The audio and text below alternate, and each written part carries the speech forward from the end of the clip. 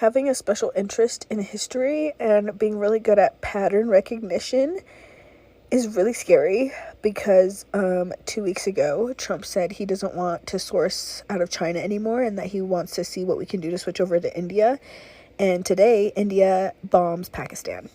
This is really scary because Israel has already bombed the Gaza Strip and has said that they're going to do everything they can to push everyone south, 1.7 million people south of the Gaza Strip. So yeah, now India thinks that they can do something now too. And are we, as the US, doing anything to stop this? Or tell him to stop annexing people in the Gaza Strip? No. So of course, we don't want to source out of China, because China is going to try and help the people that are literally being murked just walking to the markets to get food. And so, if you don't know what that means, we are the oppressors. Per usual, I mean, but it's actually like worse this time. Like in history books, we're literally actually going to be written down as the bad people. US Vice President J.D. Vance and his family met India's Prime Minister Narendra Modi on Monday to kick off the VP's 4-day visit to the country.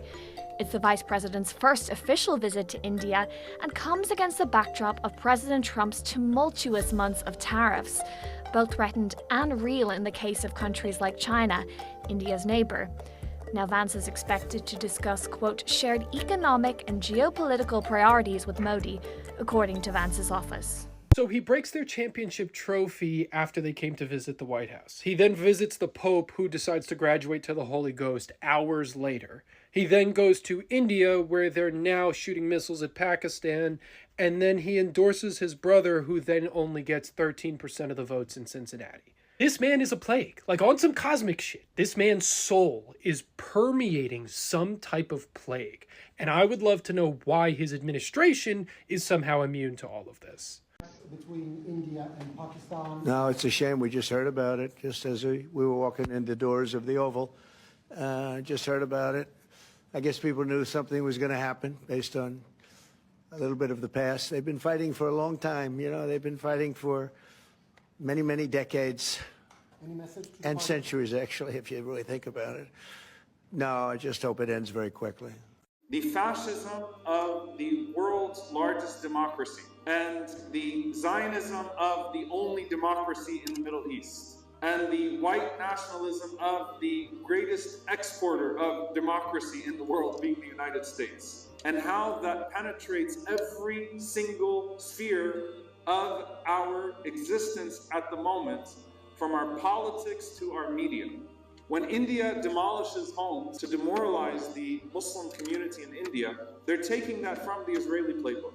When they use the symbol of a bulldozer, they're taking that from the Israeli playbook. They recognize that that is an exertion of the greatest type of supremacy, that I can destroy the very place that you sleep in at my whim, because that's how little your rights matter here in this land. India has gone from being one of the strongest supporters of the Palestinian cause. Until the early 90s, India didn't even recognize, had no diplomatic relations with Israel. Today, Modi hugs Netanyahu and goes for long walks on the beach with him. What do you make of that shift? And what does that say about India and how India has changed under Modi, that it's so close to Israel today? You know, I think, as I said, you know, in my childhood, there were lots of people, but they were a tiny minority who wanted Israel to be a model for Indian nationalism, for Hindu nationalism. But the majority was very pro-Palestine. The majority, but you know, I would still say, look, the image projected by the Indian government of a very close alliance with Israel can be extremely misleading. There are still large pockets within the Indian population of pro-Palestinian sentiment and emotion there. So I think, regardless of what the government says or thinks, and actually the government has been nuancing its position too lately, because it realizes that it needs to keep all these other countries on board as well. It can't put its eggs in just this one basket here. But at the same time, I think there is obviously the experience of colonialism and the way we talk about colonialism in large parts of Asia and Africa, that obviously determines how we respond to this situation in Palestine. Palestine is very much a case of postponed, delayed, criminally postponed decolonization. What parallels are you drawing between the BJP, Israel, and Gaza? Many of the narratives of the ruling party are, go on the line that Netanyahu has done what should be done in India, or Bibi is doing what India needs to eradicate Islamic terrorism. There is no proof of Islamic terrorism. It's something that is being built, but Netanyahu is a figure who Indian right-wing nationalists see as somebody closer to Narendra Modi ideologically. And it's ironic because this is a country in which Maykov, Hitler's biography, is one of the biggest bestsellers. So the Hindu nationalistic ideas are self-contradictory, but at the crux of it is the idea that Muslims need to be shown their place. And Netanyahu has learned the art, has mastered the art of showing the Muslims, or the art, and their understanding of this issue is very simplistic. They don't understand the nuances of it. But for them, Palestinians who are being murdered or killed are Muslims.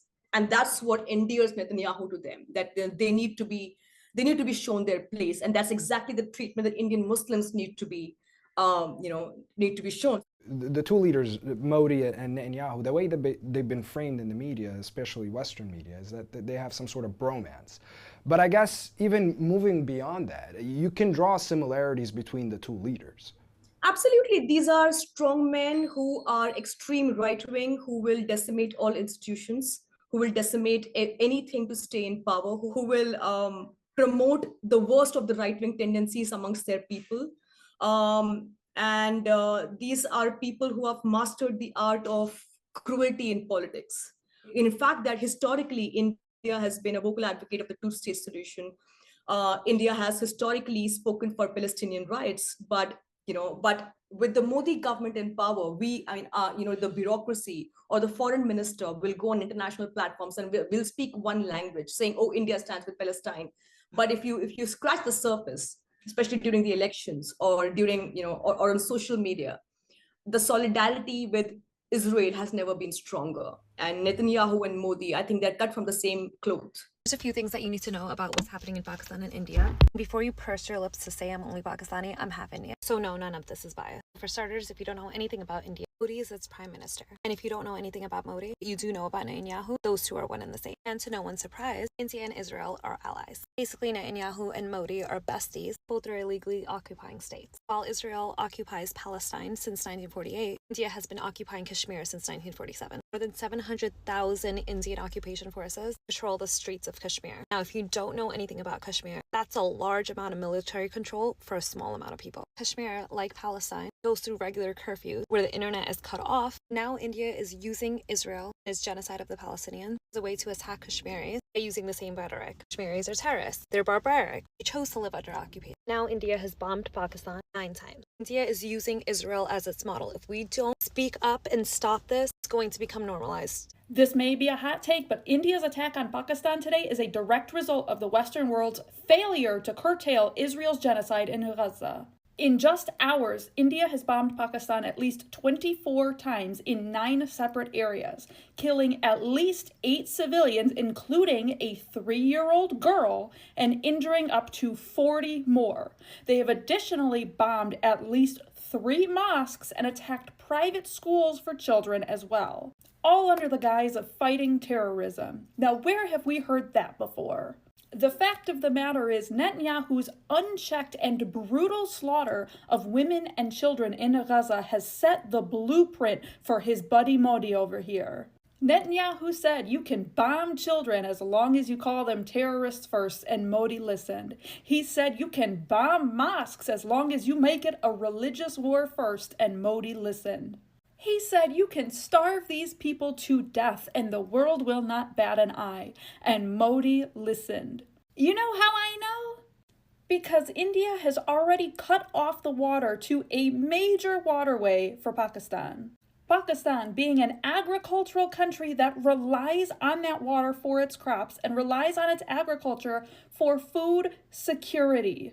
They are following the Israeli playbook to a T. And this is the direct result of the Western world's lack of interference in Gaza. Because when power like that goes unchecked, you best believe others are going to want a piece. And if those comparisons alone didn't bring it home for you, here's a few more. Here's the Stop Hindu Hate Advocacy Network saying Kashmir should be flattened like Gaza. Here's an Indian columnist saying the solution to Kashmir terrorism is the destruction of Pakistan. And for good measure, he also said India needs to adopt the Israel model to finish Pakistan once and for all. Here's another Indian political commentator calling for an Israel-like solution. Notice he very specifically brings up fighting terror and securing borders. Both justifications Israel regularly uses for its attack on Gazan civilians. But what Modi doesn't realize is that Pakistan is not Palestine. Pakistan is not filled with defenseless people without a military. Pakistan is another nuclear power with a much stronger capability of protecting itself, defending itself, than Palestinians do under occupation and apartheid. Pakistan has already knocked at least 6 Indian aircrafts out of the sky. They've already destroyed at least 1 infantry brigade headquarters. Netanyahu may have written the blueprint on modern warmongering, but Modi is going to show us how it fails. Well done, India and Pakistan. Well done. Mubarako. Both Mubarako. You're doing exactly what the British wanted when they left our land and tore us into shreds. They wanted to pit us against each other for millennia so we could never prosper. And we're doing exactly what they wanted. This was all part of their plan. It's been damn near 80 years since the partition, and India and Pakistan still cannot come to any sort of reconciliation when we're ethnically the exact same people. Neither India nor Pakistan should have existed. If you transpose the entire South Asian subcontinent over Europe, it is the size, if not bigger, than Europe. And all the different regions are so ethnically and linguistically diverse from each other, they could be their own country. There could have been a state of Punjab, of Gujarat, of Sindh, of Tamil Nadu, of Balochistan, of Bangladesh. Instead, what do we have? We have 2 countries that are constantly at each other's throat. And now they're about to fight the world's first war over water. The rivers that flow through these lands belong to everybody. And now we have nation states that believe they have ownership over these resources. All of this goes back to colonization. Before the British arrived, the land of India was a collection of different kingdoms. Then it was united under the British Raj, which is basically the colonial state of India. And then when they were granted independence, they basically brought a man from the UK who had never stepped foot in the country to literally draw a line on the map to split this area into 2. No fucking wonder they cannot agree on anything. The geography wasn't considered. The cultural ties wasn't considered. The ethnicities weren't considered. The languages were nothing was considered when this fucking man just literally drew a line on the map. And this was all by design. Of course, they're not going to let the indigenous people who have lived on this land for generations decide how the map should be drawn. I swear to God, every time something goes on between India and Pakistan, I lose my shit. Because we are the same fucking people. Why can we not just get along? Pakistan जिंदाबाद जिंदाबाद शर्म नहीं आ रही क्यों शर्म आएगी पाकिस्तान को खत्म नहीं करना चाहिए हाँ नहीं करना चाहिए भारत देश जिंदाबाद है नहीं है और पाकिस्तान जिंदाबाद है नहीं है आपका नाम अपनी जगह पे सब जिंदाबाद आपका नाम क्या होगा तुम भी अपनी जगह पे जिंदाबाद आपका नाम क्या होगा कैफ कैफ पूरा नाम कैफ मोहम्मद कैफ कहाँ से हैं आप मैं बिहार से हूँ बिहार से आपको थोड़ी सी भी शर्म नहीं आ रही कि भारत देश में रहने के बावजूद आप पाकिस्तान का समर्थन कर रहे हो कि कैसे खत्म होगा पाकिस्तान अच्छा आप ये न्यूज बना रहे हो तो आपको शर्म नहीं आ रही कि क्या न्यूज बना रहे हो आपको शर्म नहीं आ रही है कि न्यूज बना के सबको फैला रहे हो हिंदू मुस्लिम के बारे में हिंदुस्तान का समर्थन क्यों करना आप पहले हमें जवाब दीजिए उसके बाद हम कुछ बोलेंगे तुम जो बोल रहे हो वहाँ भी आदमी है यहाँ भी आदमी है वहाँ भी मुस्लिम है वहाँ भी हिंदू है यहाँ भी हिंदू है सब तो है इंसान तो क्यों सबको खत्म करना पहले ये बताओ क्यों करना सबको जिंदगी जीने का हक है सबको हक है तो क्यों खत्म करना आप पाकिस्तान का समर्थन करते हैं कहीं आप जाओगे वहाँ कहीं आपको खत्म कर दिया तो हो गया काम आप पाकिस्तान का समर्थन करते हैं हाँ करते हैं तुम भारतीय नहीं हो तुम भारतीय नहीं हो भारतीय है आप जो बोल रहे इस देश को खत्म करो उस देश को खत्म करो तो सब में तो इंसान ही रहते हैं मेरे को छोटी सी चीज जाननी थी ये आपको सिखाया किसने दूर यार सिखाया किसने यार Together we're stronger. Together we're stronger. India just suspended a 64-year treaty that controls about 80% of Pakistan's water supply. So essentially, they're turning water into a weapon. The Indus Waters Treaty, which was signed in 1960, split 6 rivers between India and Pakistan. India got the eastern ones, and you guessed it, Pakistan got the western ones. And after a deadly terrorist attack, which India says that Pakistan is behind, India just decided to say, we don't agree to this anymore, which Pakistan calls an act of war. So why does this matter? Well, 80% of Pakistan's agriculture relies on this water. And while India still doesn't have all the dam infrastructure to just enforce it now, it's scaring Pakistan silly. So our next major global conflict may not start with soldiers, it may be starting with a river. For over 60 years, one thing stayed strong between India and Pakistan, even through wars, border tensions, and political fights. The Indus Waters Treaty, signed in 1960 with help from the World Bank, it made sure both countries shared river water peacefully. Pakistan got the Indus, Jhelum, and Chenab, rivers that feed its farms and people. India kept the eastern rivers. This treaty survived every war between the two, even Kargil. But now, India has suspended it. Why? After a deadly attack in the Indian-occupied Kashmir, where 26 people were killed, India blamed Pakistan within hours, without sharing any proof. And immediately after that, they canceled visas, closed borders, and pulled out of the water treaty. And here's where it gets even more interesting.